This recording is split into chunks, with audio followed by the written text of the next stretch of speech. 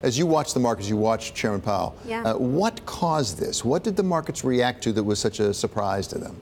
So I think the big statement of Powell's was his description of how conditions have evolved since the December meeting. So he said very clearly that in his own personal view, and perhaps that of others within the Federal Reserve, the data around growth has shown continued momentum, and there's increasing signs that inflation is indeed heading towards trend. So that gave a little bit of a hint that maybe he's becoming more comfortable with a faster pace of rate hikes. So it's not explicitly saying, yes, I'm going to put in my dot and it's going to be for 4 hikes this year, but certainly it's hinting in the direction that, yeah, they feel pretty confident they're going to be able to at least get 3 done, and maybe they could do more. There's another little change since December, and that is tax cuts plus a budget deal and an increasing deficit and more treasuries being issued.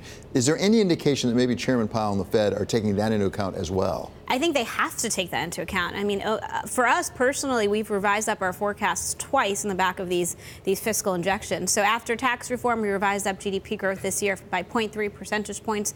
After the budget deal was passed, we've revised up another 0.2. So we're now up to 2.9% for GDP growth.